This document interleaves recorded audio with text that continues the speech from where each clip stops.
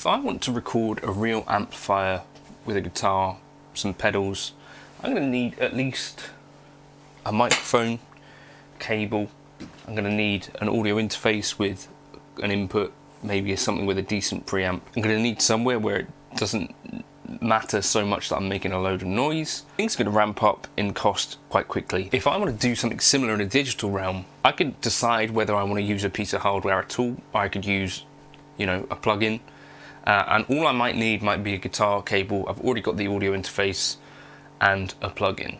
That's just one of the reasons that I really kind of don't think that I could ever quit using the modeling world. There's a bunch of other reasons that I'm going to go through in this video. We're talking things like cost, we're talking like being able to replicate other people's rigs, we're talking experimentation, also, you know, size aspects like this, a bunch of other things. But here's a preset that was originally made by Tim Pierce for his Gifted Tones, and now I'm playing this on a Fractal Axe-Fx, which even the most expensive modelers I think are cheaper than probably the average sort of analog setup, right? Especially if you've recorded, you've got a couple of microphones and all of that sort of stuff, a bit of soundproofing, you know.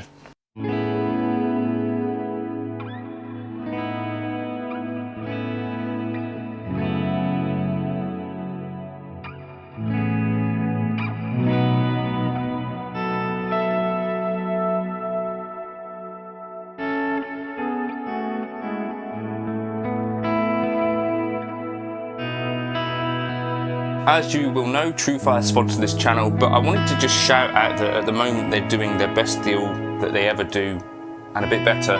The All Access membership available for $79. All Access membership lasts a year. Basically, you can dip in and out of all of their courses on there. Amazing players like Robin Ford, Andy Timmons, Tim Miller, etc, etc. Check out the link in the description if you're interested. So I've done a couple of videos recently kind of looking at, first of all, Rex Scholl talking about not going fully digital or never going fully digital, and then Tom Bukovac kind of you know, playfully having a sort of talk around this idea that if it's made of, you know, sort of cell phone parts, like it's not going to sound the same as a real tube amp.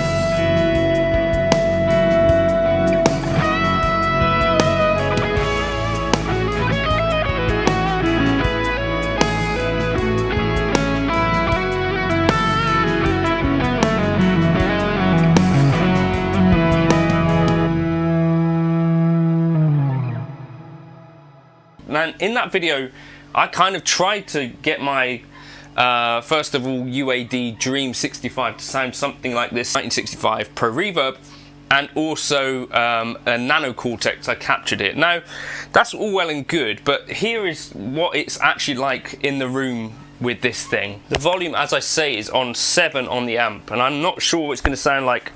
So that's bearable.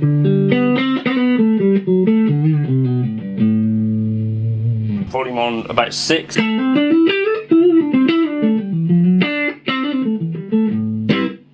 Okay, now getting up to like 7.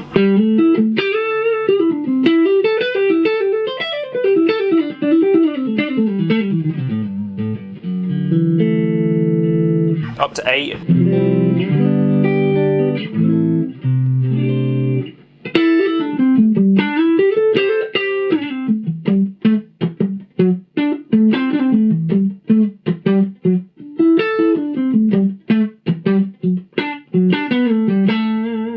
Okay, and now all the way open. Jesus.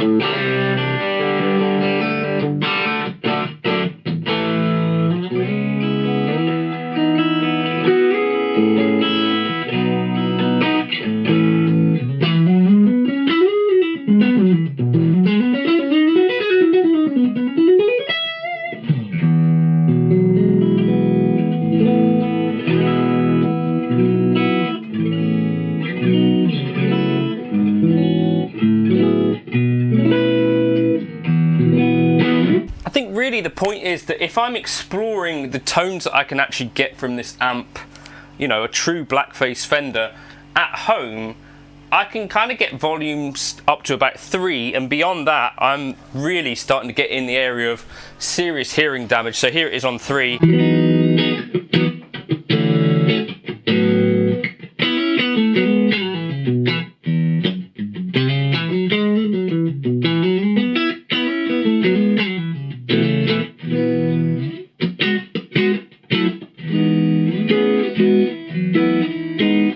I guess if it's really home, they're like 2 maybe, and that's now like speaking volume.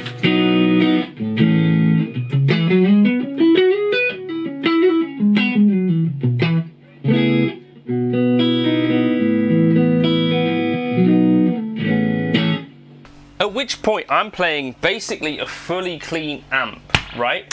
And I think that's the part of the modelling stuff that, in my opinion, sometimes, like the sound of like a non-master volume amp on like 7 is kind of the area with a load box where I'm noticing, well, actually the Nano Cortex struggled with that particular capture.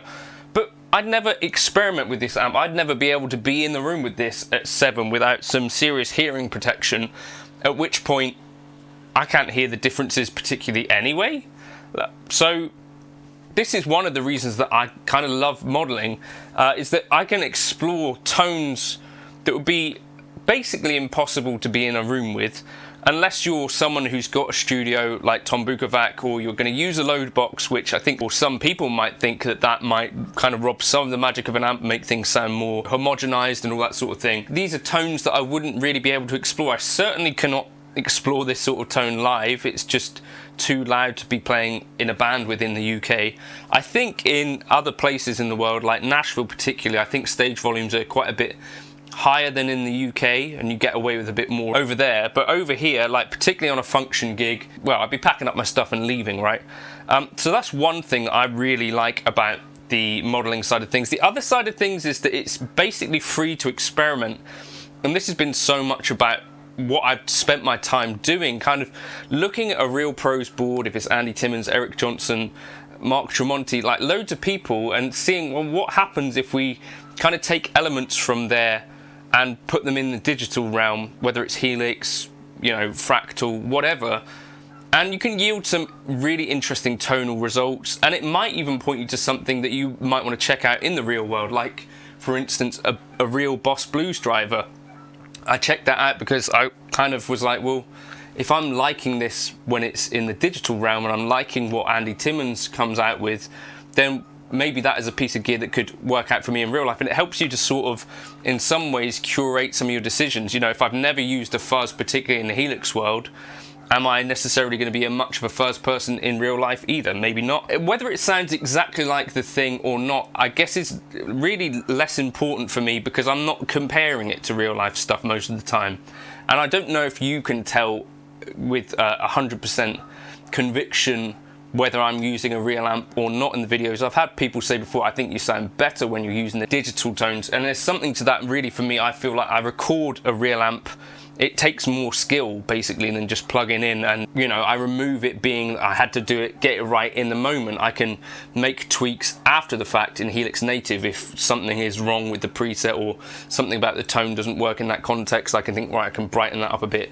Whereas with an amp, you know, that's not so much the same. One of the things that I think is so cool about digital modeling gear is that in this case, like with this Tim Pierce Gift of Tone, a preset that Tim Pierce, you know, Session Pro has put together, you know, you put it through the digital airwaves, bring it over here to this particular Axe-Fx, and I can play a tone that has been created by someone else without any extra gear. Actually, when you think about it, not really that possible with almost any other piece of gear. You know, like I could maybe have the same amp as a player.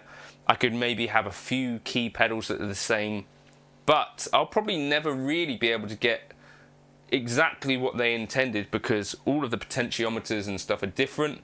I might not have a really key piece of their rig. You know, if I've got a deluxe reverb, what if they're using a different speaker than the standard speaker in here? There are bits of their rig that I can't find. Not only that, but by the time it's actually recorded, I need to then know about what mic they were using, where the mic placement was. Basically, there's almost really no hope of actually getting exactly the tone that they had.